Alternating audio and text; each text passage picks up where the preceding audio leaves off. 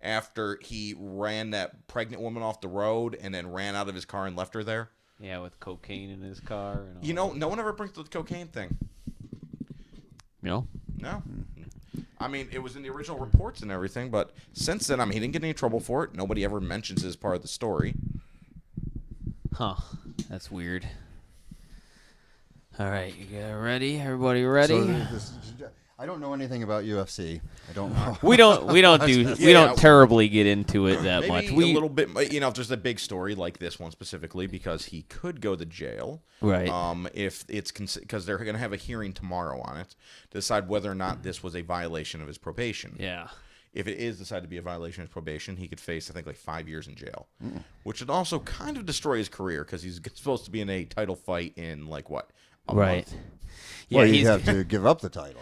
Well, he doesn't have the title. Yeah, he currently gave it up already. Yeah, okay. The last time he got in serious legal trouble, but and they stripped him of it. Yeah, and the UFC stuff that we do talk about is pretty broad, so it's just stuff like that would be in the news or just like a major topic that anyone could really talk about, just depending. Yeah, like the stupidity of a super rich professional athlete who just keeps getting into. It's always some form of driving-related trouble. The DUI. Yeah, if it's not a DUI. The suspected DUI. The car accident. The other car accident where it was involved with another person and he ran away, which is the one he got in a lot of trouble for.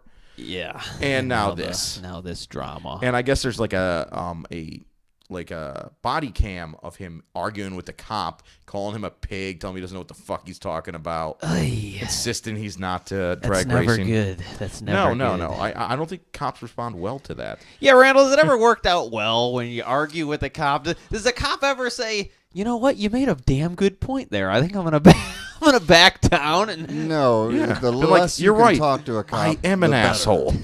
much Simple yeses and nos and get the hell Yes, out sir. of there. No, sir. Right, you might want to add I'm not sir. nearly as drunk as you think I am. Well, we got Randall on the podcast today, and Randall is a musician, a carpenter, and a jack of all trades, a man of Several mystery. trades, And he's also the host of the Super Nerd Team 5000 podcast. That's right. We do that on occasion, but we haven't in a while because life has gotten a little bit busy and stuff. So it's hard to get all the guys there. Actually, on the same we've page. had the same problem. We lately. have had the same problem. In the last 4 weeks, this will be our second podcast because we've Yeah, been doing it every other skipping. week. Yeah, and it's just been laziness. Stuff just keeps, basic stuff getting in the way. Right. We don't even reschedule because, fuck Yeah. it. It's funny because, we'll even talk outside of that, and we just won't bring it up. And I have this feeling, because I know I'm not bringing it up on purpose, and I got this feeling he knows that as well. We're just avoiding the topic. Wherever we we can get it in, we get it in. Right. You're which right. is usually Wednesday. That's what we shoot for. Wednesday, right after I get off work. How many people do you have on there? I noticed you had like a 5 you said, or bunch of something. fucking people. Well, at times there can be about 8 of us Good God. going, and it can get pretty crazy. And Have we ever had more than 3? This is all nerd is stuff, it? No. So we're talking about comic books and movies, superhero Oh, hey, stuff. we book can guy. talk about Batman vs. Superman and the fact that I liked the movie. All right. And Okay. usually followed by the words, fuck you. Because almost always it's start of an argument. I didn't care for the movie so much. I thought it was all over the place. It was like It was a little bunch all over of the place. 15 I can argue minute, that. little minute-long little segments just kind of taped together. And I feel that way about most movies. I now, went so. into it thinking I was so upset when they cast Ben Affleck. He as did a good Batman. job. He wasn't the... I was surprised. It was better than I thought with him. Okay. That wasn't my main thing. The main thing for me was... I've heard no the one really story complain about that. was crap. Just a shitty. Well, So I have not first of seen all, it the yet, so story I am. is- it's not obviously identical to the one in the comic, but it is pretty similar, although I hated Lex Luthor. the Lex actual... Luthor was... Oh, God, that He was is the low point for a me. genius mastermind, and they played him off as like some weird bipolar freak. Yeah, still a Whereas genius and a just- mastermind, but just also he's- completely insane. Yeah. It's like they combined Lex Luthor with the Joker, and it didn't make Didn't any work. sense to me. No, I don't know anyone who liked that. Well. And the worst part is, I heard about what Zack Snyder's original plan was for Jesse Eisenberg, because he wasn't supposed to be Lex Luthor. He was supposed to be Jimmy Olsen. Really? A lot of people don't realize. I did not know wait, that. have you seen the movie? I have not. All right. I have not Well, seen it, but go ahead. I'm not spoiler saying, alert. No spoiler. I don't care. I'm giving you fair warning. I will. That one scene where they're in the desert and Lois Lane gets, she's doing an interview with that like militia, and her CIA partner or whatever gets killed, which really didn't make any sense. It was not backed up, but apparently it's because they deleted like the entire thing leading up to that. You're supposed to know that person that gets killed is Jimmy Olsen. Okay. And that was originally supposed to be played by Jesse Eisenberg, and he thought it would be great to get Jesse Eisenberg in this role, make everyone think he was going to be a big part of this movie, introduce him like Jesse, I'm Jimmy Olsen, have this whole thing leading up to there, and then have him get killed off at the beginning of the movie. He thought it was going to be great. But then he had the genius idea after meeting him, goes, you know what? He'd make it even better Lex Luthor. Want to know why? Because I'm Zack Snyder, and I don't know how to make good decisions. That is true. What my thing was you got 2 hour... 2.5 hours. I thought it was 2 hours too long. Oh. But you've got like this hour and oddly a half enough, I thought for a movie like that. demonization of Superman. I didn't and then mind that. all of a sudden, the mother moment. Yeah. What did you say? Well, your I mean, mother's has the same name as my mother, and now we're that is not the reason that he friends technically stopped. The fact that he heard the mother's name, he didn't know that was, Superman's mother's name, and it was the same name as his mother. And after realizing it was his mother, he stopped thinking of him necessarily as just an evil alien entity. He thought him completely separate from humanity, being like, oh, he has a mother. Maybe he's, started thinking of more as a person. And, maybe I shouldn't just straight up murder him for no reason, essentially.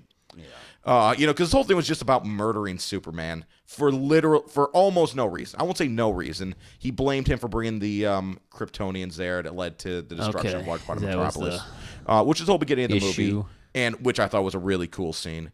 The thing I really liked about it is honestly, in a lot of superhero movies, you don't have very good fight scenes. You just don't. Hey, Other than a few. Hey, good ones. Oh, they're all good. Every single fight scene in there I thought was fantastic. And Zack Snyder, while not having a lot of pacing issues and a lot of other problems as far as the director, does very good, very graphic fight scenes. And I love the way they were handled. With the exception of maybe Captain America 2, I can't think of a superhero movie that they had better fight scenes than that movie. Huh. Well, it's definitely worth watching. Yeah. But as it crept in after having seen it, I just started questioning it more and more, and like, what? Oh yeah, I mean, it's not a great movie. What did I just say? Steve claimed he walked out of it. No, Steve did walk. No, Steve walked out of it not because it was such a bad movie, because Steve, always likes to appear to be cool for some reason, like that's gonna fool anyone, and Matt, his boss, always has walked out of several really bad movies, justifiably bad movies. Like the Robocop remake, which I don't know why he went to see. I like the Robocop. I kind of liked it. I despised that movie. I thought it was terrible. I did not like a single thing about it. And that one was a little rough. I have to agree. It wasn't terrible, but I thought it was terrible. Yeah, I was entertained. I thought it was one of the worst movies ever. I mean, I put that in probably my top 10 least favorite movies of all time. Least favorite movies. Yeah. I thought it was really bad. And he walked out of his boss man walked out of a couple of movies. So Steve going into this, knowing the reviews for it, because all the reviews came out as bad before the movie came out. When we went to see it, decided to leave in the middle of the movie after maybe an hour. And then, of course, immediately went on Facebook. He's like, man, the movie's so bad, I walked out. The first thing I expecting saw. everyone to think he's, real cool. He has a backup on that. Everyone made fun of him. Every single person that went in there just insulted the shit out of him, which was a good moment for me because I love when he gets made fun of. Yeah, He's I an don't know. asshole. I don't think I've ever walked out of a movie. Oh, I never have. I never would either. If I'm paying to see something, I'm going to sit through it to the end. Yeah. Plus, how do I know if I hate it unless I see the whole thing? That's true. I've seen movies I didn't like that redeemed themselves in the end. I saw movies that I've loved that ruined it in the end, like Vanilla Sky. Loved that movie till I got to the end. I'm like, what the fuck? He wanted All right, tech you just support. destroyed it. He Yes, wanted and that was fucking great. Him tech running support. tech support. And then they're like, oh, hey, let's do a quick recap of everything that happened and the real rationale behind it. You're like, wow, this movie sucked. It's like you guys had me for a little bit, but thank you for ruining the last 5 minutes. I wasted my day. So Superman first Batman. Should I see it? I think everybody. Yeah. It's definitely worth watching. Yeah, just people have such animosity. There is so much wasn't hatred blown for the away movie. by it. If you read reviews, like people were like disgusted with it and very angry about it, and I'm like, why? I mean, it wasn't like an amazing movie. It's not in my top 10, top 20, top probably even 30 favorite.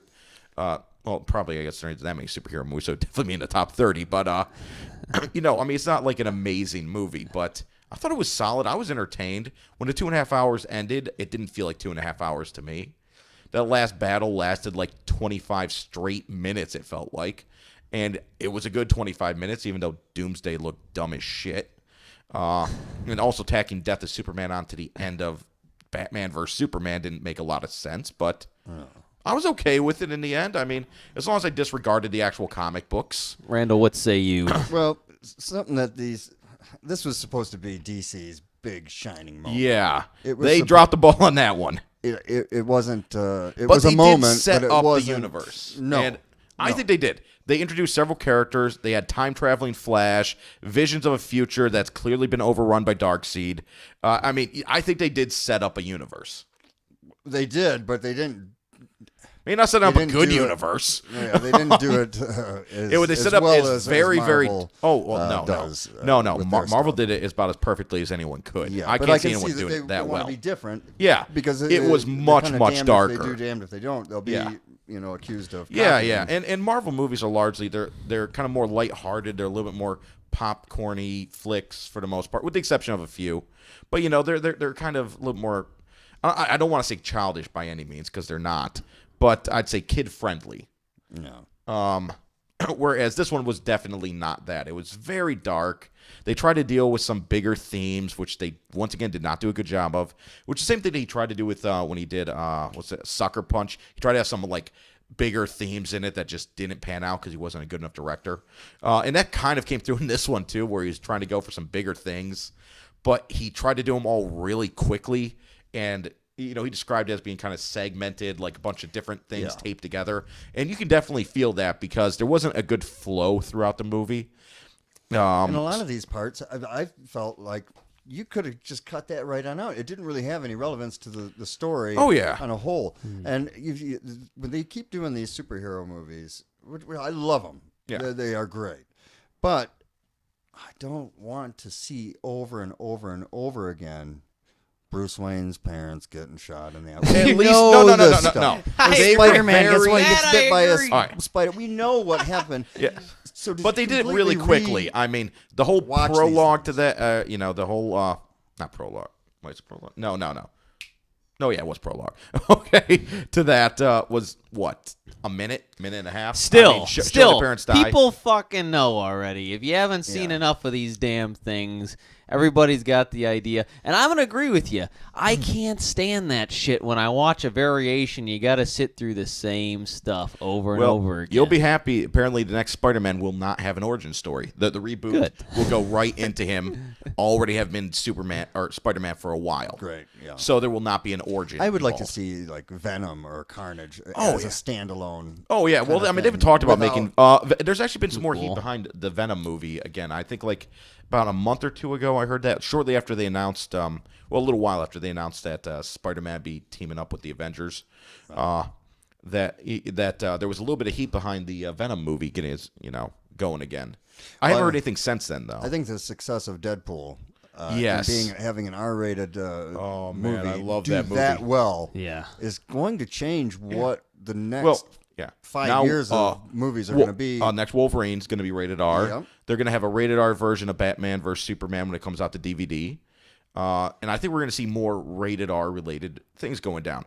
And it's not just, obviously, Deadpool, I think, really set the standard for making an R-rated movie like an actual movie. But I think also, like the Daredevil and Jessica Jones on Netflix, kind of taking a much grittier, darker feel that those would be R-rated kind of content. Right. Well, I can see like The Punisher as well. Yeah, exactly. Kind of stuff. Yeah. Yeah, and but with good reason, because back in the day there weren't a lot of adults that were into the comic book thing, but now all those people are becoming adults. So you got to give people something. Exactly. More of what they want and kind of take it. Because the youth today, and people want things that are different. They don't pay for stuff. Kids, they don't. You're paying I did it when I was a kid. Our age, right, 40s, and but these kids, and I know it all too well with the music stuff. Where nobody buys records anymore. There's a whole generation of kids. Not only have they never even bought a record, but some of them never even downloaded a thing. It's just all stream based, right? So I can see that hitting with the movies eventually. So to have that demographic to keep it going, let's keep it for the kids and stuff like that. Well, the kids aren't going to be spending their bucks there unless their parents drop them on off. But right, but that's $10. That's a crapshoot. Yeah, I mean. I didn't used to pay for things when I was younger. I was big on the torrenting. Now, on the rare occasion that I do that, it's usually to get it early, and then I also buy it. And I think a lot of people are a lot that way. It just depends, because now, especially, you don't know if you're going to get a good torrent, a bad torrent. A lot of people, it's a lot of fuckery to go through just to get something, and you kind of don't know what you're going to get. You get it, it's in Italian, Well, if you know who you're going through, you usually get a pretty good source. But I'm more afraid of right. Let's say I've been caught more than once. He has. I've been caught more than 5 times. He's been caught in college. They actually did they suspend or threaten to suspend your internet? They suspended my internet service for a week. But only because I didn't know that they caught me. It's like, fill this out and we won't suspend your internet service. I didn't. After they suspended it, I'm like, why the fuck can I go on the internet? They're like, oh, it's been suspended due to your illegal downloading. I'm like, oh. Fill this out. I'm like, all right. At least they didn't kick his door down. Well, it's the toughest thing for a musician and that kind of stuff. I was downloading TV shows. I got caught downloading the Colbert Report. Because I think that it brings up that argument like, well, are you doing it for the money or are you doing it because you love it? But the reality is both. Everything takes money to be able to make. To work, to grease the wheels for sure. So then if you act out on it, we saw, was it Metallica or something like that years and years ago where they... You become he went a little overboard with it. I mean, he became really crazy about it. Yeah, they weren't going to play or something. Yeah, and he'd throw constant hissy fit. I mean, just like when you'd hear him talk, it sounded like a crybaby. I mean, he just would whine about it. Yeah. And don't get me wrong, it was a serious issue, and he had every right to be upset about it. But just the way he handled it, you couldn't not make fun of this person. Right. And at the time, I wasn't downloading anything because I didn't have a computer with an internet connection, so it wasn't an issue. Yeah. But it's gotten to the point where you can't, artists can't say anything about that, because if they do chirp up and say, "Hey, man, we're putting $5,000 into building a record, and then you're going to try to sell a song for 99 cents, and then the next thing you know, it's all up on YouTube and all this stuff for free, and then by some person who the hell knows who it is, and they got no disrespect to the copyright holder, it's just a fan, we're going to put this on out there." So then it becomes a stream thing, which you do, it's good that you want people to be able to hear it, but at the same time, you want to be able to continue doing what it is that you do. Love. And you got to make money, because you don't want to spend time doing it for nothing. And that was one of the, you got a bunch of albums. And how do you pronounce? I say FUXA. Well, how am I pronouncing this? It's pronounced fuchsia, like the color. Oh, fuchsia. That's what I've always done it. Okay. And it's a funny story how that came together. Because coming up with a band name is not an easy thing. I can't imagine. Well, you gotta stick with it. Right.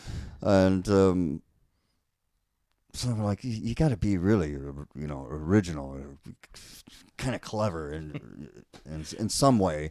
But back then, 20-some years ago, when I started that, I was just learning, and I was more high than anything. So the idea was, there was an album that came on out of a buddy of mine. It was called "Making Music to Take Drugs to Make Music Too." Okay.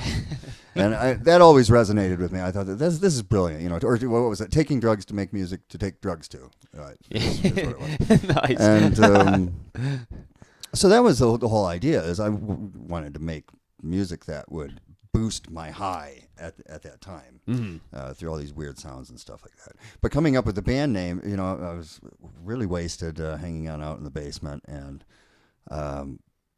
I got the idea of FUXA. Well, that would be kind of an interesting name. And I only came up with that because there was a box of crayons that was because we were making posters or flyers or some crap like that. And the FUXA crayon was there, but the paper was ripped on the Crayola to where I couldn't see how the hell it was really spelled. And it's not that easy of a word to spell if you sit and you think, how the hell do you spell fuchsia? F-U-S. Especially when you're a couple mushroom caps deep, Exactly. it could be very tricky. There was a few TV shows that we used to always get really high and watch just because it was stupid. But some of them were really good too. We'd always get high and watch Star Trek, obviously, and New Dance Show, and there was Jack Van Eppie and stuff. Right. Really goofy stuff. And but there was one show on. It was called Xuxa. And she did a kids show. She was a Brazilian model that somehow got a kids show, and she spelled her name Xuxa. So there's the Xuxa. So I was like, well, fuck, I'll just put the two of them together.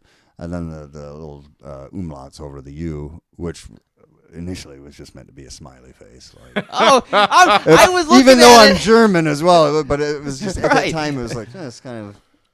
I thought it was some Norwegian influence or something like that. I couldn't That's put it all together. That's a shockingly good story leading to the name of a band. It's actually probably one of the better stories I've heard. And then as time went, being played on the radio and stuff like that, and on the BBC or over in England is where I had most of my success. Nobody ever knew how to say it, and I never corrected them. So it was different every time, and it was kind of cool because it was almost like they were swearing if they'd say FUXA or something. Right. I kind of got a chuckle out of that. And for the longest time, nobody knew I was very private about it. CBC Radio. I never put a picture of myself on any records. So you were like the man behind the machine. You were like the Wizard of Oz. Yeah, so nobody knew, and back then we didn't have the internet, and we didn't. If I wanted to do some business or something like that, you'd have to call England, or you'd have to call everybody. And I remember in my house I had clocks all over the walls with all the time changes for every country, so I knew if I was waking somebody up or something. And what the hell? Where the hell was I going there? I think I just had a flashback. But what the hell was going on about there? You were talking about the clocks being different, and you were saying that people pronouncing the... Yeah, we didn't have the internet or anything like that, so it was a big ordeal. So none of those fucking kids were stealing. We had to fax stuff around, I remember faxing contracts back and forth. Yeah, the old fax machine. Oh, that's what I was getting at. So, because I never put a picture of myself in the first records. It was always just pictures of space shit, Right. Which I appreciate immensely. I love space. Space has influenced me so much. There's my biggest heroes like Carl Sagan and Leonard Nimoy and anything to do with that kind of stuff. That's your tagline. Space is the place. Space is the place. And I really love Neil deGrasse Tyson as well. He's really great. We're big fans of him around here. Big fans. But I was in so hiding. You'd have to send a letter to somebody. If you wanted to talk to them. Right. And nobody knew where I lived or anything. And it took the record label maybe 7 or 8 months just to find me to sign my first deal over there.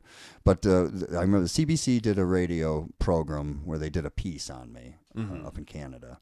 And it's the funniest thing. I have it on cassette still, which is funny saying cassette. They taped it on the radio. And they said, yeah, this Randall character, is a real recluse. He lives in the woods, and he's like in his late 40s. At this time, I think I hadn't even turned 21 yet. I was just kind of in my zone. They made you out to be this Timothy Leary character it was the woods. I was just cracking on up at how little they knew about me. And even there was a time when I was in the NME where they didn't have any pictures of me, so they took some other people out and took pictures of their shadows on the train tracks or something, and then that was our press pic. I remember him calling all the time because you couldn't email. No. We didn't have that stuff. We just had booze and cigarettes and joints and synthesizers all over the place. Right. So we didn't have any of that kind of equipment. The first 5-6 albums were all done on cassette tape. The little Tascam 8 tracks and 4 tracks. And what kind of equipment do you need? I was watching a couple different documentaries on the synth, and I'm trying to think of the name of it. It was on Netflix, and it was all about the synthesizer and kind of like from ground zero, like kind of how it came about. And you got to have a ton of shit, and not to mention a pretty good understanding of electronics, like to get the ball rolling. Well, I'm a firm believer it's not what you know, and that's not what equipment you have. I have some nice synths and equipment and stuff like that, but I really believe in, a lot of these kids today, they flash I got this FUXA guitar, or I've got this super thing, this crazy synthesizer thing or whatever, and they're doing it for the brand name, for the hipsterness, the coolness of it. But I've never been that way. I always get cheap little crappy keyboards that I find, hey, it's got like 3 good sounds on there, and I really like that, and I can get that for like $50 or something. But music to me is not what you know. I mean, you do have to know what you're doing or something, but it's all in the moment, and because these computers can build anything now. For sure. I mean, these kids in their mom's basement can just just press any buttons, and they're going to get something out of it that's you could hit with it, I guess. I don't know. But I always believe in the human element of how do you feel when you're writing. So that's what a computer cannot replace. As what do you feel at the moment, and what are you trying to put across there, whether it's just the music of it or if you're writing lyrics or something like that. And I think that lacks a lot right now, where people, it's, they do put pictures out of their equipment and all this stuff, or whatever it is. It's more about the image of the ego. Everybody's all Instagramming up nowadays. You got a Twitter, you got Instagram, you got to go crazy. Do you build any of your own stuff? I always see on Instructables. I don't know if you ever go on the Instructables page. No, I don't even really go on the computer that much at all. I have my phone, so I'll check out stuff like that on occasion. If I have, maybe I'll do like the Facebook thing or something like that, and then I check out hockey scores and YouTube. But that's about it that I do on the computer. But when it comes to, I did do some circuit bending for a while, where we would take speak and spells, and we would, forget about we'd those. put switches and weird shit on them and try to make them. But I very quickly got bored and annoyed with it, because there's a lot of work, and you're just getting, they break easy, and I mean it was cool. Circuit bending was pretty cool, but. Just not enough to be. Yeah, I'm more into the melody of things than just making some weird sound. It's got to have something behind there. Do you do lyrics? Do you do lyrics at all? Or? Yeah, I do. It's something that I've gotten into. I never sang for many, many years. I just had an issue with it. I didn't feel that I sounded good enough to do that, and I'd always have other people come in and sing for me. I don't think anybody likes the sound of their voice. It's a weird thing. A lot of people do. It's a weird thing. Ever been to karaoke? You seem shockingly okay with it. I love karaoke now. I do that every week. It's some of the funnest things ever, because it's just, you don't care.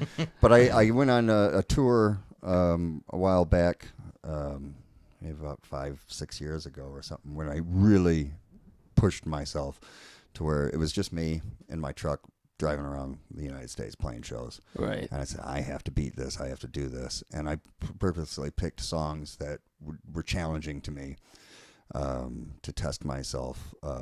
And the one in particular was Benny King's "Stand By Me." I always loved that song. And Benny King's version of that is obviously, I mean, it's legendary. It's held up for 50 years. Right. And then John Lennon did a version of that, and it's like, fuck, you're not going to beat John Lennon. So you have to, if you fuck this song up, you know, it's a challenge.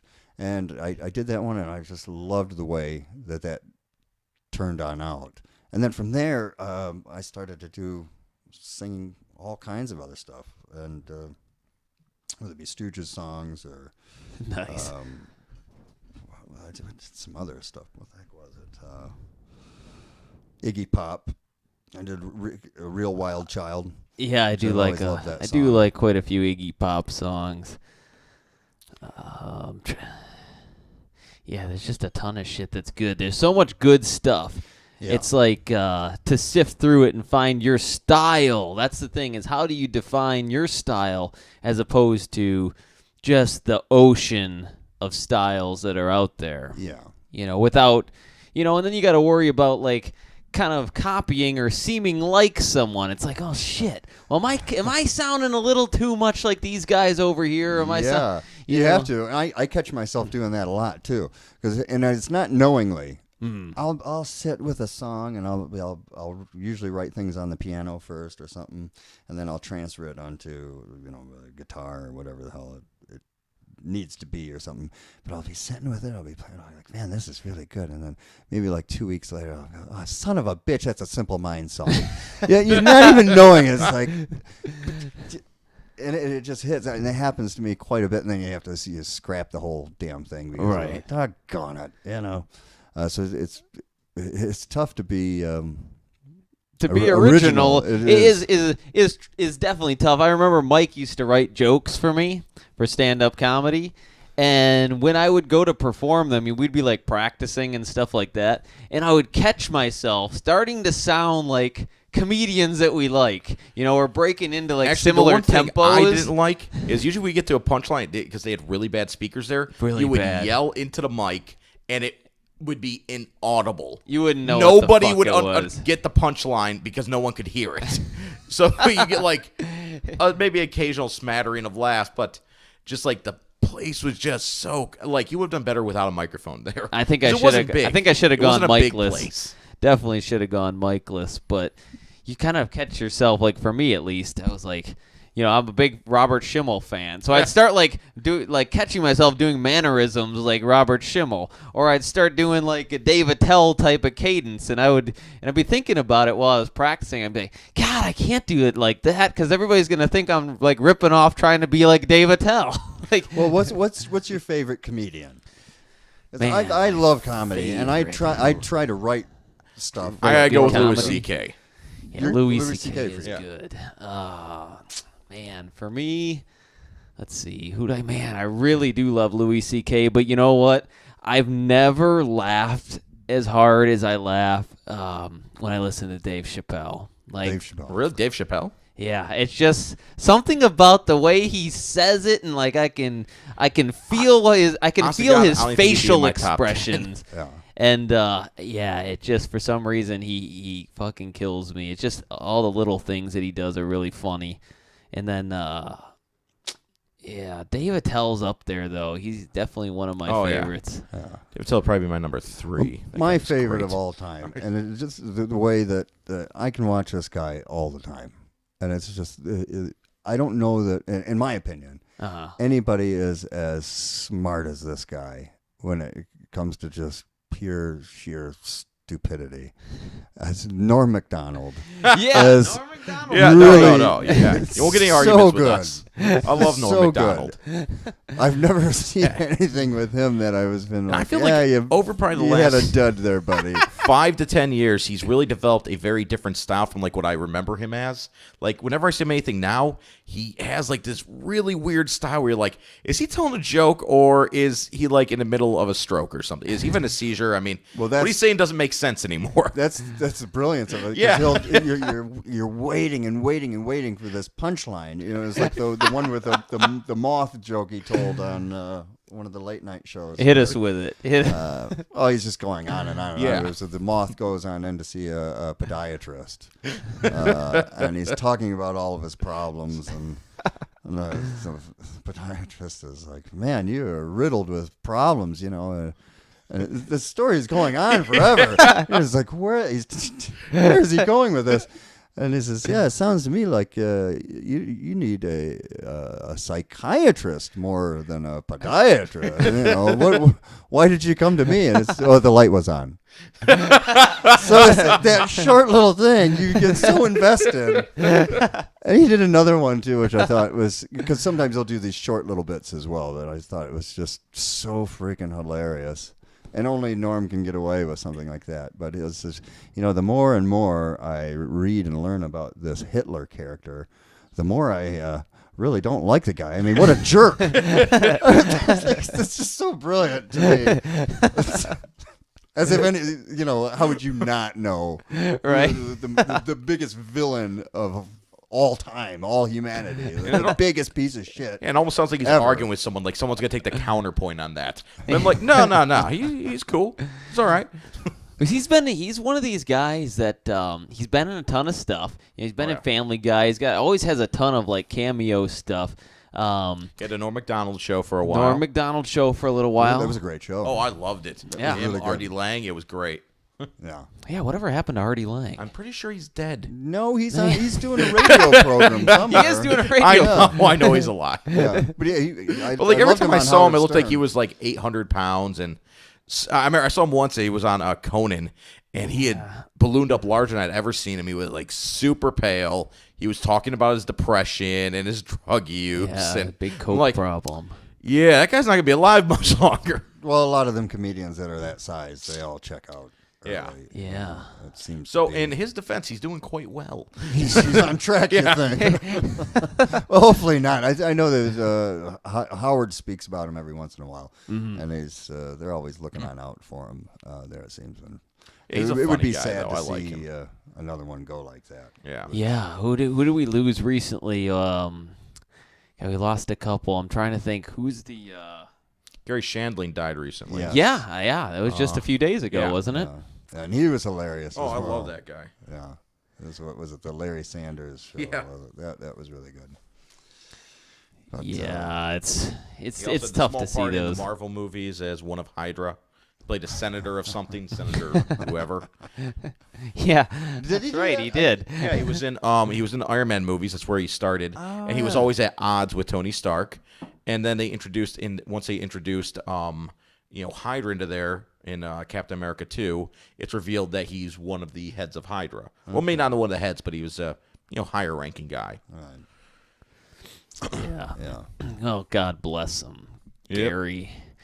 Wherever you are, Gary, up there. I have to assume some form of Jewish heaven. I can look up or look down. Just let me know which direction to salute you, sir. Jews don't believe in hell. Oh, that's true. That's true. But yeah, it's we'll come back to Norm Macdonald though. He's one of those guys that I never really thought got his due. In all honesty. Oh no, he never did. Because he has such an unusual style. It's like he'll never get mainstream success with that. I mean, I think that's what makes him so special. Yeah, exactly. That he's the people that love him love the shit out of him. Yeah, right. But it's not transferable to when you widen that demographic so large that you're reduced to laugh tracks and just dumb. Yep. And not only that, like I don't think that his style is good for like a movie or a television show. I think it works mostly as stand-up. Yeah. Well, the sports show he did, I thought, was fantastic. What sports show was he on? He did a Comedy Central show where it was like the Weekend Update kind of thing, but all sports. Yeah, that's right. I totally forgot about that. That was really good. Really? I thought that was a good. I'm trying to think of it because the only sports one I'm thinking of is Sports Dome, which I loved, but that wasn't Norm Macdonald. Yeah, I can't remember. I can't think of the name of it either. It was a brief. Like a year or something like that. Yeah. Most of their shows only last like a year. Sports Dome, I think, only lasted a year. That show was great. But it could be on his side too. I don't know. He could just be like, I'm bored fuck with it. that. I'm done with it. Entirely possible. What? Yeah, we were watching a show and we were up north with you guys at old Little John's cabin. And I want to say it was called Windy City Heat. The Windy City Heat. Oh, yes, I've heard the Big Three podcast. Yeah, the Big Three. Those guys are great. Don Barris and fuck yeah, they are. Yeah, Caramello. I'm saying his name wrong purposely because it pisses him off.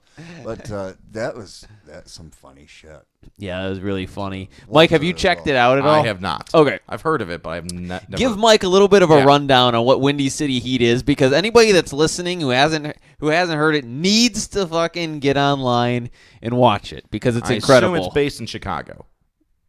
Yeah. Kind of. Yeah. Okay. Windy City.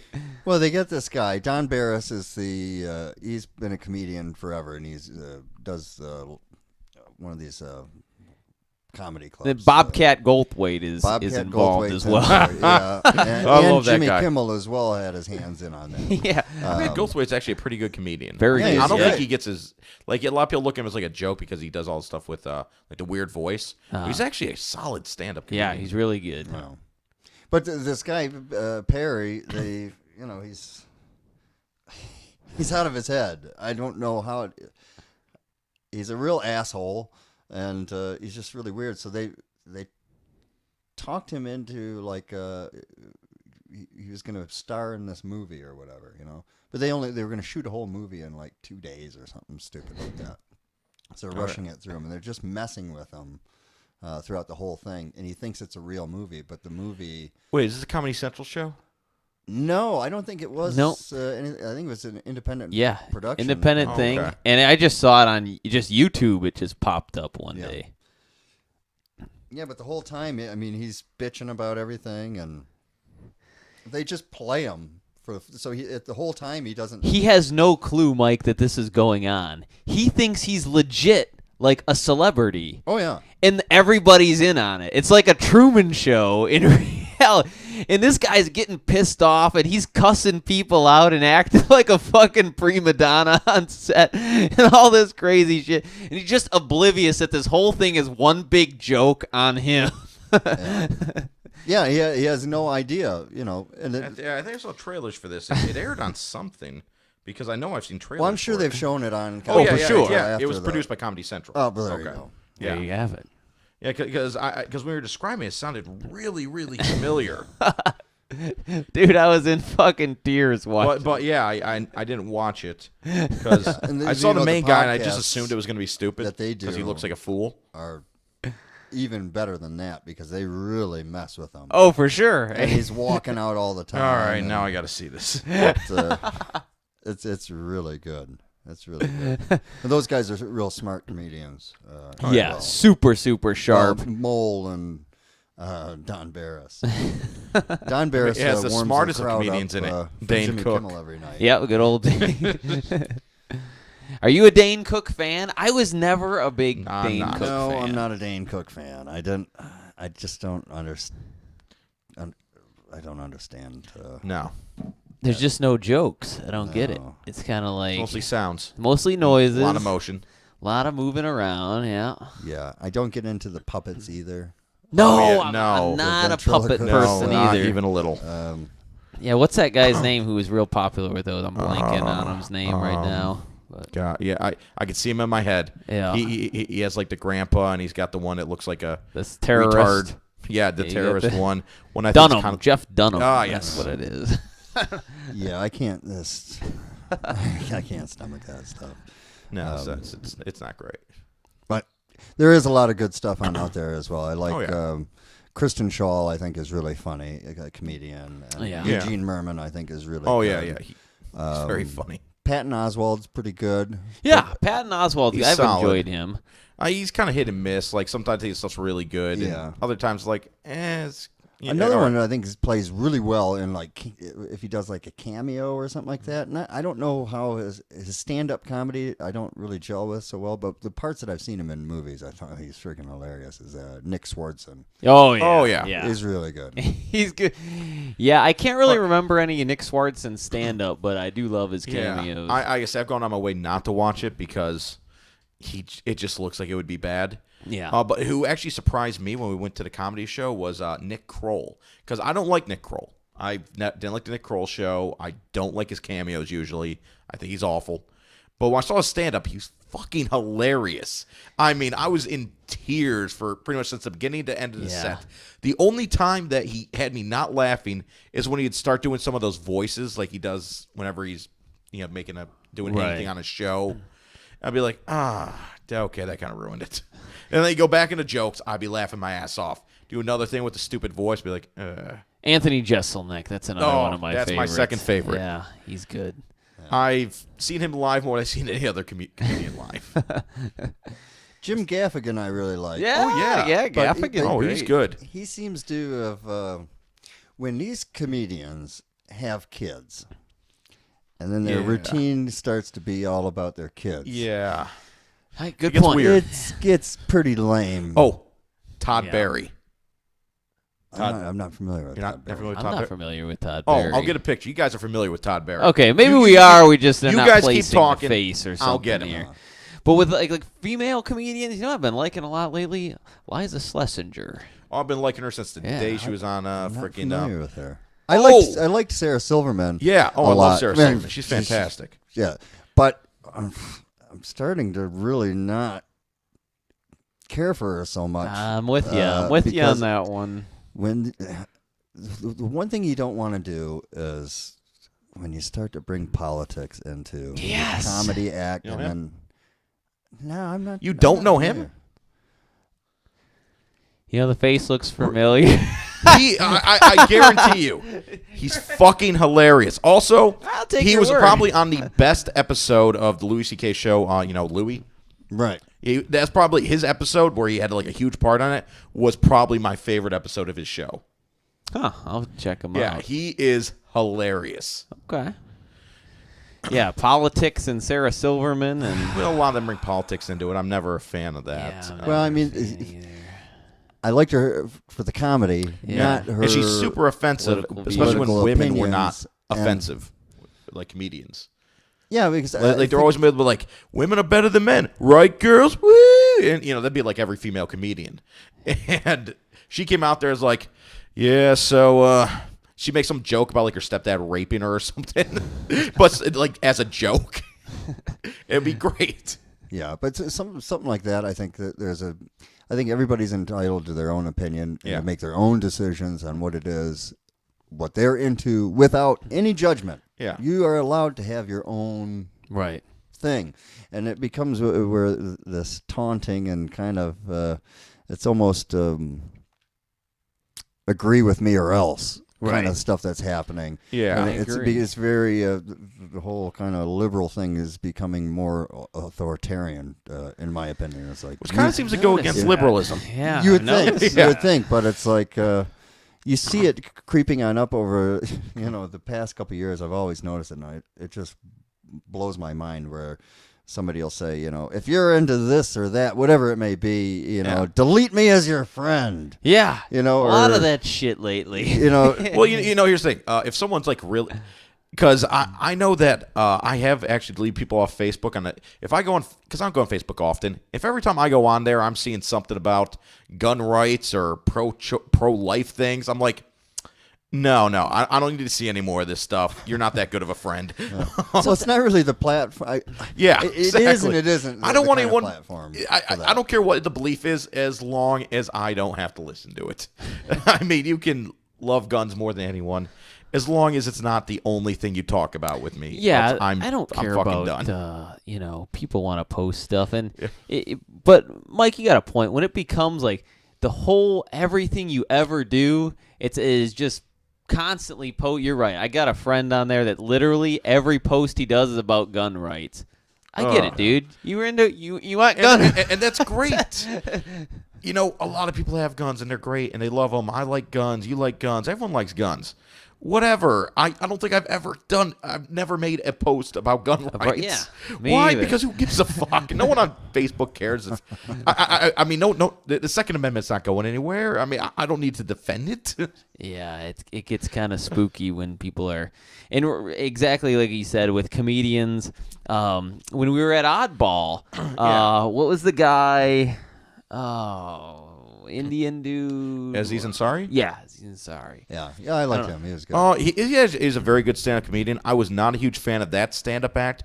He talked a lot about like his book and how it's about sexuality. He got like some jokes that just weren't funny. He went into a thing where it wasn't even jokes. He got to a part where it was like a 15-minute speech on rights, on like very political, not like super political, like party wise, but it was very much like turned into like this gay rights speech, and it's something else. I remember he went off on, and it was just like 15 minutes of like him preaching to everybody about, and it's like, man, it's a fucking comedy show, dude. Yeah. Like, sometimes even if the joke, a little sometimes if the joke is good, if you're sitting here feeling like you're being preached to about something, all of a sudden you just can't get into the joke. It's like, you know what? Maybe if I was like super into whatever you're saying, I'd find that funny because it was technically funny, but you know, that's not why I'm here. If somebody's being interviewed,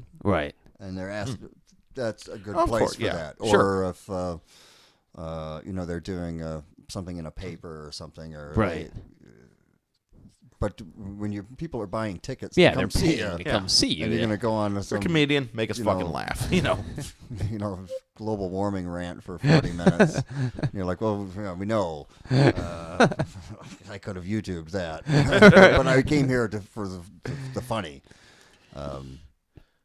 Yeah, I think it takes from some of these comedians when they start going on and on. Well, I just don't know when this became like a fucking normal thing. It's like, come on, guys. It probably always has been. I mean, I'm sure if you go back to the 70s, you can find it a lot for of sure comedians has. that but went heavily political. Well, George Carlin was probably one of the best at doing that but somehow, even when he did it, I never felt like I was being preached to. Right. He was just pointing he'd do out the something that would obvious, just not... be insulting, like rich people, landowners, businessmen, and I mean a very kind of liberal stance. But I never felt like I was being like having some sort of liberal preaching. It just felt like a guy making a joke at someone else's expense, and it felt great thing great. about him is he saw through all the shit. Yeah. And he says it's all garbage. Yeah. Oh yeah. He went after don't buy everyone. into any of it. It's all crap. They don't care about you. No. And I laugh so much because you see it. It's all consuming. They really run the narrative every day. You're hearing this and this and that. It's all damn day long. And the reality of it is all bullshit. All it's of it. Every bit of it. If you buy into any of it at this point, you're beyond naive. Yeah. It's funny that you bring it up, especially George Carlin. I literally watched like 3 George Carlin acts last night and the day before. As I was going to sleep, I played them. And because I forgot, I started to forget about good George Carlin bits. You always remember the classics, but there's a lot of ones that you kind of forget about, and then he starts back into it. And it couldn't be more representative of. I got a ton of flack recently because, as Mike knows, and as probably everybody knows, I went to go scope out the Trump rally, checked it out, saw some crazy shit. Which sounds like a fun time. I would have gone with you if I had nothing to do that day. It was awesomely hilarious. And I'm a pretty liberal guy. I don't support Trump, but I would love to go to a Trump rally. It sounds like a fun time. And just me being, and I literally explained it too. In my, I remember I read your post. Yeah, it was like, I've always been a fan of Trump from the old days, like just the classic cartoon character of Donald Trump. I wrote a report on him once. What a report? It was I remember I found this picture of him. It was like it was like a 8-bit gorilla body with his head on top, going up a building. It was from either a Donkey Kong game or Rampage or something. And I worked that into a business report, and I actually talked about and at the end of it, I even went, and apparently, no, it was in my PowerPoint presentation. In my last PowerPoint picture was that, and I just ended it with, and apparently Trump has become a half man, half gorilla hybrid. Thank you. That's how I ended my presentation. I've always liked Trump. I think he's hilarious. I think he'd be a terrible president, but I think he's hilarious. Well, and I would love to go to a Trump rally. I would. The stuff that comes out every day with him is better than any reality show. Absolutely. And that's what people got pissed at, Randall. They got pissed at me saying, I think the exact words I used, because there was all these people who were saying, like, man, this guy becomes president, I'm fucking leaving the country. And I'm like, where the fuck are you going to go? Where are you going to go? Who's going to want you? So I said, they will send you back. I go, even if he does become president and he's fucking crazy, okay? Let's say he's fucking crazy and he's going to do all the crazy shit he talked about. I go, I'm going to sit back and enjoy the show because that's going to be fucking entertaining to me. He's not going to accomplish any of it. I mean, so it reminded me of the George Carlin bit, and I was listening to it last night, and he was like, why do people get so angry when crazy things happen? For me, it's entertainment. I like it when crazy shit happens. You give me fireballs, bombs, guns. He's going on like a tirade, and it's so funny because I'm thinking nowadays this shit would never fly because with all the the blue PC lives bullshit. matter and black lives matter, and Carlin's in there. He's like, I like it. He's like, when a crazed man goes out and blows away a bunch of fucking police officers, I think it's fucking hilarious. And I'm like, wow, this guy would be crucified today. I think the one thing that I do appreciate from this whole Donald Trump storm that's going on is he's going to expose because they don't want him. Nobody really. They don't want him. They ain't gonna have him. Yeah, they got that whole plan to keep expose what a rigged game it is. Yeah, for sure. Because if he doesn't get the number of delegates, they're gonna take it away. They're gonna do everything. They're gonna say like, we don't care if you got most of them and you were almost there. You were clearly the front runner, and the majority of Republicans that voted in our primaries wanted you. We don't, though. Fuck you. Yeah. And they're going to go with someone else. I think that shows you just what in the toilet we're all in over here. That's our choices. I would like to think we know this already. Well, I wish people we did. Don't. You're right. People they don't. do not. I remember I told you last time I was on the story of I was talking to the girl at my dental office. Yeah. I was working she got on very my teeth. upset. Yeah, she was a huge Trump supporter, but also, which is perfectly fine, but she was also the dumbest human being I've ever met in my life. And I explained to you the whole story, and she knew nothing about anything. And she did not know why she supported Trump. She just thought he was funny. And and the other thing is she hated Obama, but couldn't give me a single reason why.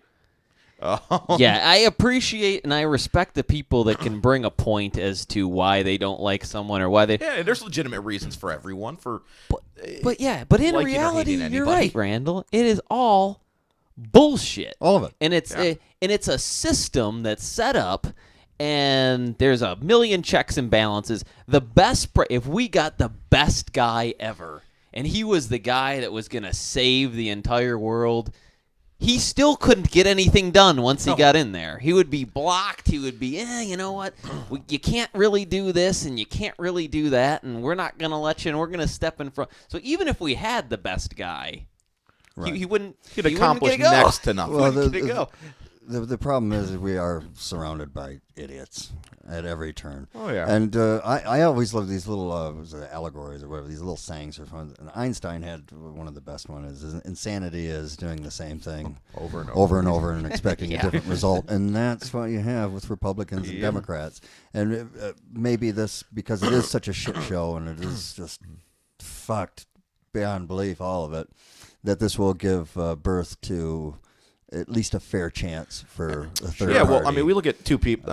Obviously, Trump, party. the front runner at the Republican Party, and Sanders doing shockingly well. If you took away superdelegates, he's almost tied with Hillary. Yeah. I mean, it is like really close. With the superdelegates, it's because of the superdelegates. She has almost double his delegates because of the superdelegates. Yeah, isn't that fucking unbelievable? Yeah, but if you took away just the actual delegates you get from the voting, it is, I think, like 150, 200 separating them. Whereas it's like 700 now with all the Isn't that so bizarre? There's like But that's the people out there. You can say and repeat shit. You know, you got that 24-hour news rocking. You can say things 100 times, and then eventually people just believe that. If you say someone is smart enough, everyone's going to think he's smart. You say someone's tough enough, you believe he's tough. You say everyone's a liar enough, everyone's going to think he's a liar. Yeah. You know, it's just whoever can get the story going the most. And they've done a lot of reports on the fact that they will do anything to get Trump on the news because he gets great ratings. Yeah. I remember they did once where I can't remember who it was. I can't remember if it was a Republican or a Democrat, but somebody was giving a victory speech or a concession speech or something, and instead of covering that, every single news station for an hour through his entire thing sat with their cameras on an empty podium an hour prior to Trump giving his speech and just talking about the fact that he's going to give a speech with their camera on his podium. He was 20 minutes late, and they didn't cut to anything else. They didn't show this other guy's speech, and he was like a front runner, not a front runner, but it was someone who was doing relatively well. He was a name. I wish I could remember who it was at this point, but I really can't. I want to say it was around the time the Florida primaries happened. Yeah, Trump was late to ours too, like 20 minutes. Yeah, it drove me fucking crazy. I'm hungry. I'm like, the fuck? I was like, this thing was supposed to have started by now. I'm like, you know what? I'm gonna give this prick 5 more minutes. If he's not here, I'm fucking gone. Is that what you're saying is going on here? It's like that Snickers commercial where people get all beastie-like and agitated. I think so. I think you want to be late so people are. That's all it is. They just need Snicker bars at these rallies. They stop fighting. Everybody would stop fighting. Everyone's blood sugar would balance, and we'd be at a more stable train of thought. Well, the sad thing is the education in this country is just really just in the stinker. And I remember years ago, I have friends that work in movies and TV and stuff like that, and I'd go on out to L.A. or San Francisco or whatever. And I'd be talking with them. And I remember it was that show Friends. Yeah. And those kinds of shows like that, God, I can't stand them. But you'd always hear. Not a big fan. I was never a fan. I liked Friends. Or even, what was it, the 2.5 Guys? Oh, 2.5 Men? That was a garbage show. I fucking hated that. But you hear these things about the people that are in these shows, the actors and actresses or whatnot, so they're making $1 million or $2 million each an episode. Per episode, yeah. And I said, God, that is just absurd. Those kinds of numbers. So I said, what if I proposed a show? I said, what if you're able to pay that kind of payout, what if we got a laboratory with all the fixins, anything you need, and we'd get 6 of the world's top scientists, and we put them in there and create a reality show about here's the world's 6 top scientists. We put them in this laboratory with everything they would ever need, and they have one thing per season where they better humanity. They come up with a cure. That's actually not a bad fucking idea. Well, I can see that on ABC. They're going to add some drama to it somehow. House. It might do better. Okay, well, it has to be the top 6 scientists. But let's look at the top 30 so we can get the 6 best looking. Right. Well, this is it. Now, what they said is, it would be great because at the end of the season, humanity would be better. We'd be in a better place. We've figured something out at least. Right. Instead of just canned laughter and whatever. And Kardashians. But, they have shows kind of like that, the one where they build homeless people houses or whatever. They do. Yeah. And people do like shows like that. But they said a show like that would never fly. It would, because nobody would understand what they're talking about. And there's a lot of truth to that. Oh, very much so. Yeah. So and also, I'd have trouble money just into figuring out how they could make a show. Like, all right, well, right now we're going to watch the gel something phoresis, and we're going to wait to see what the results are. Egg timer. Well, you'd certainly have to have a little bit more glitz to it, because you'd have to pizzazz it on up. Yeah. I'm just trying to think in my head, how could you pizzazz that on up? Because there's got to be ways to do it, because they do it with these real estate shows. They do it with like something like flipping houses, or what's the one that they follow real estate agents around, but they glam them up to you're just watching real estate, and you're just watching this guy show houses, but he also drives a Lamborghini and he's got a sexy secretary, so it makes it better. Yeah, I mean, I guess you could. I just, in my head, I'm just thinking about it, because I've seen stuff that goes on in labs, because my sister worked in one for a while, and it's super dull. It's walking back and forth with a test tube, putting stuff into something else, waiting for some sort of reaction to happen, something to catalyze, maybe putting it in one of the centrifuges to split some stuff apart so you can test the pH balance of who gives a fuck. And True. I mean, other than when they're joking around with each other or something while they're in there, there's like not a lot going on. Like if you're selling houses, you're going from house to house. You're talking about construction. Oh, build that. Right. Let's glitz this up. Let's get an interior designer in here. It's like easy to understand, and there's actually a lot going on.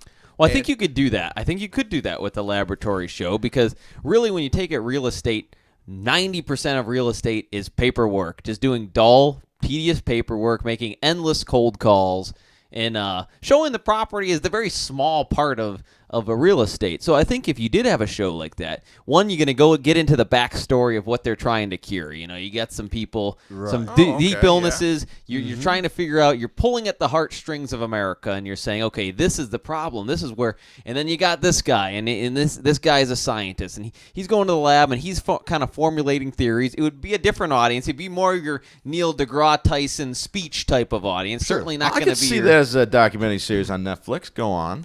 Yeah, and then you have the kind of the behind the scenes of some of these scientists. Some of them have other projects going on. You've got what was the one I watched recently, Slingshot on Netflix, about the guy who invented the slingshot. No, what do you call it? The rubber band scooter thing. What, Segway? Segway. Oh, invented the Segway. Oh yeah, didn't he run off a mountain or something? No, that's what the part of the documentary. See, those are the interesting things that would come up when these guys live. No, his partner, who was not a scientist, who was like the funder, ran his Segway off of the edge of a cliff and committed suicide.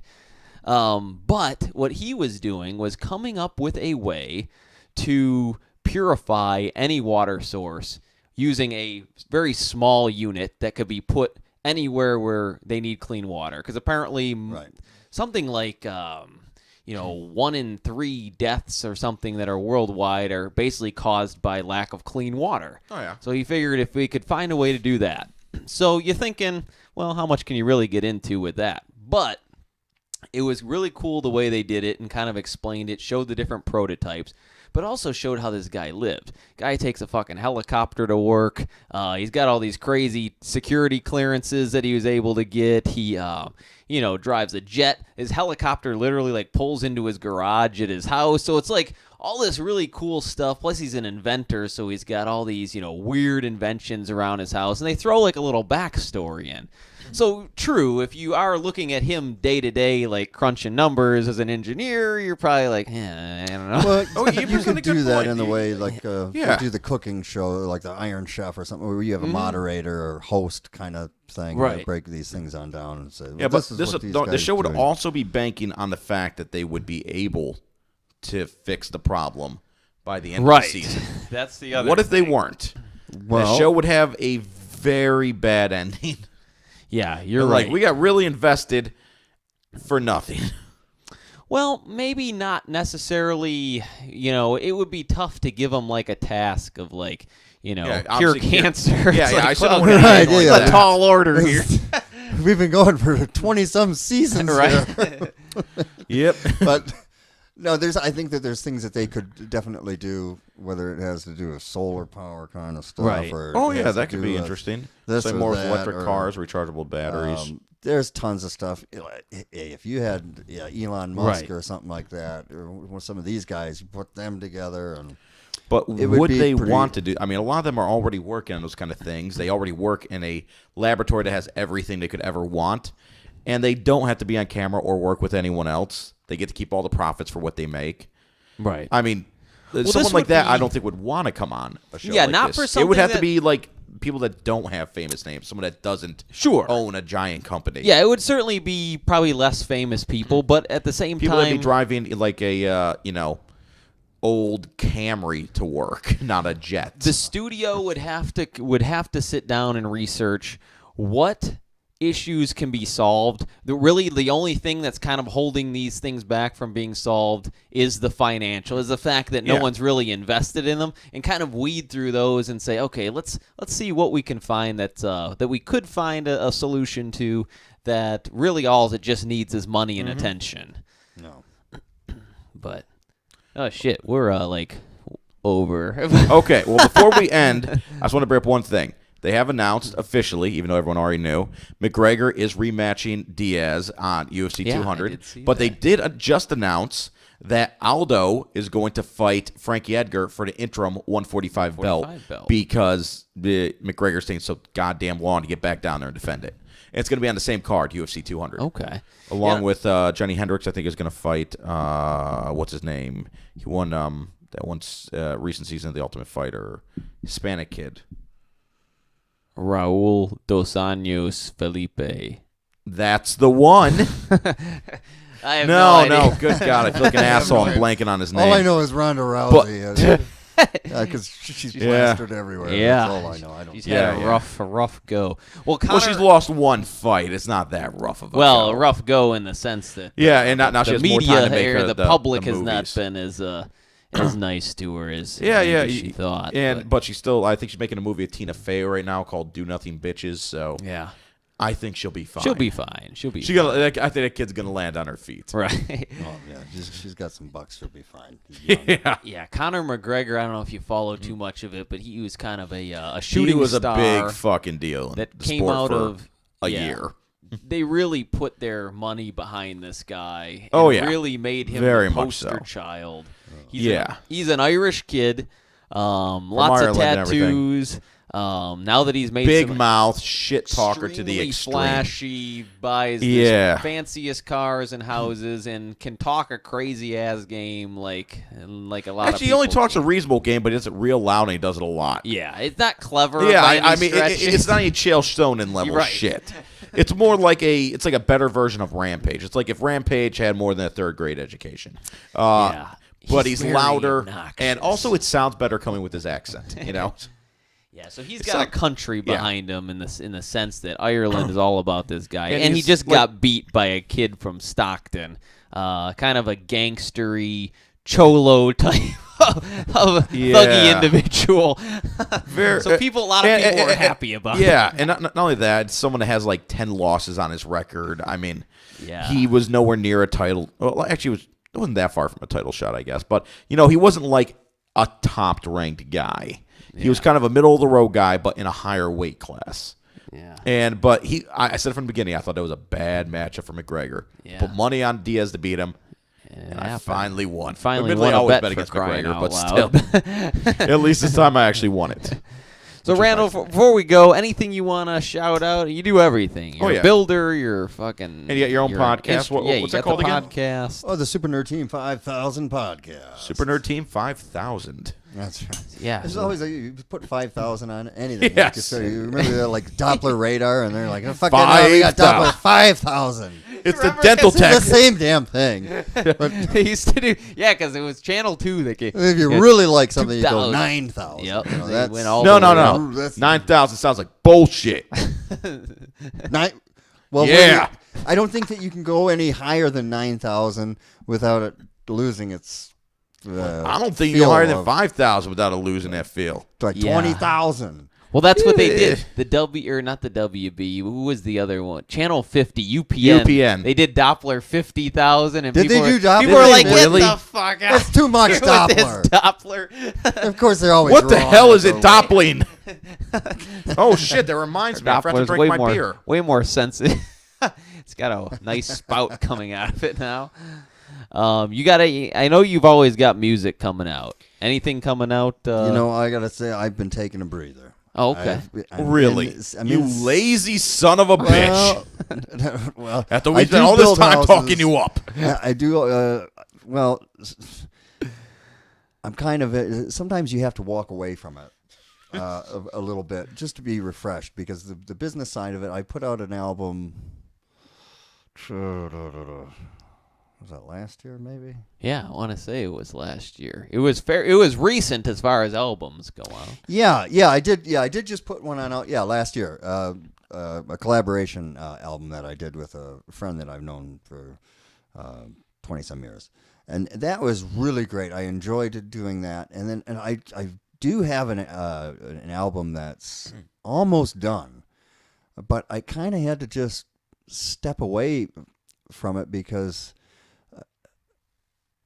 I wanted to have fresh ears on it, and sometimes that works good, And I've noticed throughout the years, if I'll set the guitar down and not touch it for 6 months or something, when I do pick it on up, I'm really excited about it, and I'm playing different stuff. Right. My brain has shifted and changed, and also when we write these songs, sometimes it'll just come on out like in a couple minutes, and it's there. It tells you it's done and ready. But other songs, like you want to make them so perfect and stuff, and I don't like rushing it, because I like to sit on it for a few, and then maybe not even listen to it for a couple months, and then replay it and go, hit it with you a know set of what? fresh ears, and you're and I never force anything. That's why I do so many different things, whether it be the artwork or this or that. It should always come naturally, and if I feel that I'm forcing it in any ways, or if I'm struggling, it should just, and you should know instantaneously that, that's it. That's it. It's like a woman. You don't want to force it. You don't want to struggle it in there. You start forcing it, something's going to tear. It's always bad. But he's talking about rape. Just FYI. But another thing that kind of, because we were talking about the downloads and all that kind of stuff, selling records is one of the hardest things I can imagine. To do. Yeah. And the cost of manufacturing with this whole, record store day and all this kind of stuff, it clogs up the manufacturing plants for vinyl and all this kind of stuff. So you have to get stuff done, like, you have to send it in like 6 months in advance. Wow, I did not to be know able that. to find your slot, because people stopped buying records, so all these places went out of business, and now there's only a few, and the majors gobble all that stuff on up, and so it's very difficult to do that. And but with the downloads and all that kind of stuff, it makes it really difficult for me. I have some of the most amazing people that I work with all over the world, and my band is scattered around. I've got my buddy Tom is in New Zealand working on movies. He did the Avengers and The Hobbit and all that kind of stuff. He's done tons and tons of movies. So he's all the way over there. And then my other bandmate, Stefan, he is in Oslo, Norway. And then my guitar player, Oslo, Ohio. Yeah, which I hear is a terrible place. Yes, Never go. I would not trust any musician that came out of there. Yeah, and my guitar player and drummer, they live in England. And then there's a couple other people that I collaborate with quite a bit. Dean and Britta from Luna, they live in L.A. So everybody's scattered around. Right. And this is going back to this bit where, because there is so little money in this anymore. I mean, it's not about the money, but it's about building something. About the money. Building something with your friends that you can be proud of, and then you got to live with it too. Right. You put it on out there. You got to live with it, and so it's really it was the most beautiful thing about just like doing what we're doing here. Is it's about the people that you're with. Right. And creating something special together, and it's that moment. That's the payoff. Right. Is saying, we're here together, we're having fun, and we're building something together. And at the end, if it's good enough or whatever, then we've got a record release. Well, the money has become so skint that for the past 3 albums that I've done, I spent 1 day in the studio in Buffalo, and I had a buddy of mine that was there, and he did some engineering for me, and he played guitar stuff on little guitar line and some stuff like that. That has been the only time that I've been in the same room with somebody making an album. Yeah.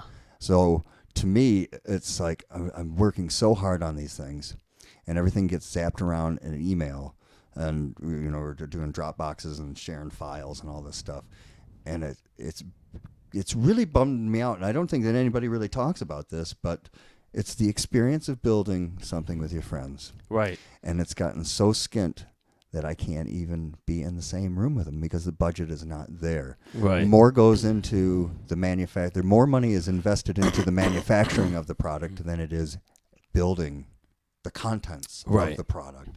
And that's very sad to me, to where, we'll put a record out for you, and that record's going to cost $2,000, but you're like, well, maybe to go on into the studio, it's $200 a day. Yeah. Can I go in for a week or something and maybe fly somewhere so we can all be together and we can build something really great because we are there at the same time. Can collaborate a We're lot gonna easier feed off for of sure. each other. Yeah, and we're going to make a moment and it shines through. And they're like, no, we can't give you any money to build the album. We'll pay to manufacture it and this and that, but you're really on your own. So for me, it got to the point where like I really miss my friends. I miss being able to do that and just coming home after work, because we all got to go to work, and you come home and you sit in your room behind the computer, dropping files on it, and you're doing it by yourself, and it loses its luster. To me. Yeah, no, you're 100% right about that. No one could make a Netflix show about that. I'm like, music. Right. Yeah. And that's 90% of it. And that's probably one of the main reasons I like doing this show is I don't know about you. I do it exclusively for the money. Yeah, Mike does it clearly. Yeah.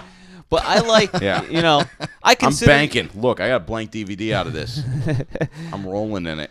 I consider you a friend, and we just like to come in and bullshit with our friends, basically, and people that we know.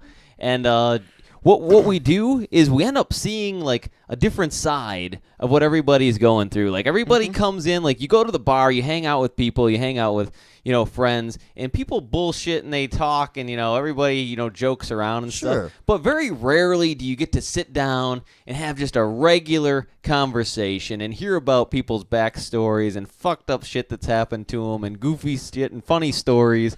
Yeah. And or a well-thought-out opinion on something. Or, anything, you know, and it's just...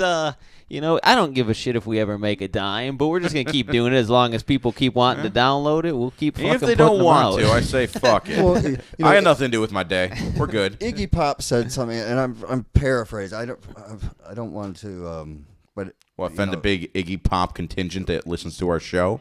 Yeah, I think the Iggy Pop. They are. I'm sure that. The guy's great. But he said something. He did a lecture at over in London about talking about that and about doing things. You're not doing it for the money, but the money is nice and stuff like that. Yeah. But he says like getting money from the fans it's like. It's like a pat on the back. It's like it's a validation. It's a validation. It's not necessarily that's what it's all about, but it's like a sign that's like you're doing good. Right. It's just like anything. You go into a bar and you get a drink or something, and they make you a kick-ass drink, and you're like, this. I'm going to tip you very well. Yeah. It's the same concept. It's. But that really resonated with me. What he was saying, it is validation that people appreciate him. It's not about getting rich, and it's not about this or that. It's just that sign of appreciation. And there's nothing worse, Well, there's tons of stuff that's worse, but it's shitty to be like when you go. There's records that I've done on YouTube that have hundreds of thousands of plays. Mm-hmm. And we never got a dime on it. Yeah. And you're like, you should... Do you... It would have been nice to say, God, right. we could have did another one. Do you guys... If we got paid for do you ask? Do you ask for... That's been a big push I've seen now where a lot of people will literally, they'll ask to donate. They'll say, hey, we want to... Yes. I have a feeling on that. Okay. Where they have like the... GoFundMe or pledge, or just your website having a donate button on it or something. Yeah, a lot of people will be like, we don't get paid for this, man, but we want, show us your love, show us your Kickstarter. Support. It's like send us money, we'll make an album, and we'll give you the album after we're done with it. Yeah. But you have that money up front, you could get together with people, you could make the album. To me, and maybe you won't be turning out much cash again, but you guys could at least get together and do it. Well, no. Assuming you get enough on Kickstarter. It's a weird thing. I don't feel comfortable doing that. Okay. Because I'm old. When we were doing that, so we'd build the record label. How old are you? I assumed you were in your 30s. No, I'll be 41 in June. Oh, okay. But we'd go into the studio and we'd do stuff at home, and we would get a budget so we could at least buy some equipment, and we'd and then we there was something there, but the GoFundMe. That it's to me it's a bit humiliating. It's like begging. It's like begging. Yeah, and I think Kickstarter is different than GoFundMe because GoFundMe. I know a lot of people do it, and I don't want to take away from any of that, but just me personally, to ask for that, I'm not comfortable with it. And then on the other side of that, you set something up and you don't achieve your goals. Right. It can be humiliating. You can say, listen, we want to do this or that, and you needed to raise like $2,000 or something, and you're looking at there, and you've made like $85 from your friends and family. Might have thrown $5 in there, and then it's embarrassing. I can totally see where. And then you go and you see someone's like, I want to go around the country and take a picture of my feet in every state, and it's like $28,000 in a day. Right. You're like how the fuck did that happen? Some of the dumbest things get funded. Yeah, they really do. And I've seen it over the past years from Facebook and all this stuff. You could say, man, I was working on this thing for I've been working on this song for 10 years. And you finally put it on out there. And it's nervous to do that. Right. The biggest, so you invest that much time in, yeah. Well, the biggest fear most people have is giving a speech. So see, like, not only am I giving a speech, but I'm singing a speech and I'm playing a bunch of shit at the same time, and I'm opening up my emotions, my heart, and then my ideas, and I'm putting it on out there. It's you put that on out there, and you get just like a couple likes. Yeah. And then you see like a picture of a cat licking his butthole, and it's got 50,000 fucking likes. Human beings are a strange creature, aren't we? Hey, in everyone's defense, did you not see that fucking cat? I mean, damn. Well, cats in space are great. Bam. I love cats, but it's a rough. Yeah, I get it. It's a rough bit. I don't know that that's the. It's the place for that anymore. Yeah, I was the only reason I mentioned that. I was listening to a TED Talk the other day, and it was this woman who was doing these. She's like a folk singer of some kind, and she does a concert, and there's no door charge or anything to the concert. It's free. You can show up. All right. But at the end of the concert, she goes out and she goes on the mic and she's like, you know what? She's like, I want to thank you guys all for being here. She's like, I really do appreciate it. You guys mean so much to me. I'm glad that everybody came out.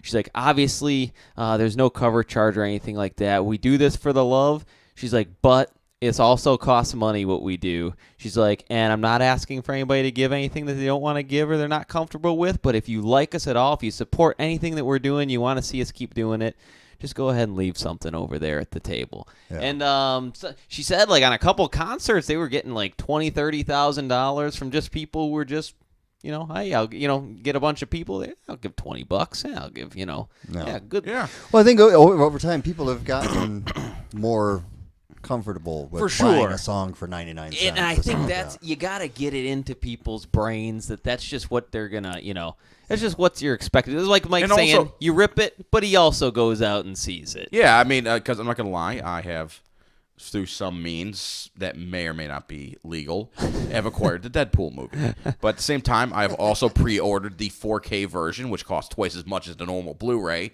of that movie for when it comes out. And if they ever come with the special edition, I'm going to buy that one too because I got a problem. Right. But, I mean, it's weird because when I was younger, I used to really kind of enjoy the fact that I was like, fuck you, companies. I'm downloading this and you getting nothing. And now it's like, man, I'm downloading this shit because I like it. I don't want to fuck these companies over. So now I feel weird about downloading stuff now. I don't know, because I know that your brain chemistry does change as you get older, and things that seem like good ideas in the past do not seem like good ideas when you get older due to literal changes in your brain. And I'm wondering, is that the case? Or did I just become less of a douche? I don't know which way it is. I think also now you have more of the financial means. Yes. Now I can actually afford to buy it. But it wasn't just the fact I didn't have the money. I enjoyed the fact that I wasn't paying them. I consider it to be like, like when you get a good deal on something or a sale or you talk someone down in price. I was getting like that, but I was talking them all the way down. Right. All the way down to zero. Yeah, to zero because they didn't know. Which don't get me wrong, I don't think that downloading is the same as theft because half the time I would never buy that shit. Not gonna lie, most of the stuff I downloaded I never watched, listened to, or used. I had a problem. I mean, a lot of people are using it like there's like obviously a lot of bands, musicians and stuff have to adapt to like the new iTunes and that kind of thing. But some have actually bucked that because I know, like for instance, I know it was a big deal with like Taylor Swift won't allow her music to be streamed because she says I own it. I will never let you guys stream it. You have to buy it if you want it. Or you illegally download it. Right. She because most companies, or record labels will just allow pretty much anything to stream. She's like, no, you don't give good enough rates for what you're doing. Right. You can listen to my song 1 billion times and I'll make $15 off it. And then some let it all go and they depend on those people to come to their concerts. Like I know like stand-up comedians do that a lot. Like they release a lot of stuff, but they're like, well, those are the same guys that are going to come see us in concert or come see us Even live those the same and pay. jokes. I've seen Jesselneck live 4 times. Yeah. I fucking love that guy. And literally it's only been 2 different acts. And I don't even care. Every time I laugh my ass off. I just do. And I feel super bad about the fact I was feeling super tired. I was feeling tired that day, so we didn't go to see what's his name? Nate Bargatze. Yeah, Nate Bargatze. Remember, that guy is also fucking hilarious. Have you ever heard him? No. All right, I saw him. He was the very, very first opening act at the first Oddball Comedy Festival we went to. He was the guy from Tennessee, had the Southern accent. And he told was pretty tame humor. It was something that a family could listen to without anything offensive in it. Right. But it was just hilarious. His jokes were fantastic. And it was like I said. My nephew could have listened to the jokes for all it mattered. They were not offensive. And normally I like offensive humor. That's my main thing. But when someone's just a really good comedian, it doesn't even matter. And his jokes were top notch. And he was at the Comedy Castle out in Royal Oak. Oh, was he? And I was telling you about it because I was talking about us going. And then when the day came, and I was like, oh, shit. And I saw that. It's like, okay, tomorrow's his last day of doing it. Definitely going to get tickets. I was going to call you. I was going to get people going. And then that day came, and I got shit sleep the previous night. I slept like an hour and a half because I got weird sleeping problems. And I was drained the whole day. I'm like, I don't want to fucking go to Royal Oak. Fucking Royal Oak. So I just skipped it. And I felt bad about it ever since because it's not like he comes here every day or anything. Right. Yeah, okay. Yeah. We've gone way over. We've gone way yeah, because you said we were time. over, we're ending, and we just kept going. But it's all good. Okay. I know the Randall, line's been one of my favorite shows. We appreciate it, my friend. I had a blast, and thanks so much for having me. I really dug it and appreciate it. And it was a good time. And his podcast, Nerd Something or Other 5000. Super Nerd Team 5000. There you Check go. it Super out. Nerd Team 5000. I'm sure they'll be doing more episodes. You guys have just kind of throw it on out there, but you have a fucking hilarious crew of characters. Well, it gets pretty out there. Yeah. I mean, that's the great best way to do it, though. It gets very argumentative and heated at times, but all in good fun, And everybody's fuck you, Guardians of the Galaxy was the best one. No, fuck you. I like Avengers. Well, although if anyone says they like Avengers 2, I don't like them because they're fucking retards. But it's always a lot of fun, and that's what it's all about. I think that's what come across. That's the bottom line. If you're having fun, people will connect with that. People connect. Yeah, and even if no one connects with it, at least you had fun. At least you had fun. Yeah. Fuck them. Yeah. Fuck their listeners. We're in this for us. Well, that was the thing. I really like. We've got one of the best group of guys doing this thing, and I hear a lot of podcasts and stuff like that. And I was like, especially nerd related, and it seems so. It's our 2 unit, don't worry. But I wanted to show like a different side so that nerds can party and have a good time. Yes, too. I know from experience they definitely can fucking party. Well, yeah, and there's nothing wrong with that. But thanks so much for having me. That was a blast. Oh, no problem, man. Anytime you want to come on. Mike, get us the fuck out of here. Good night and good luck.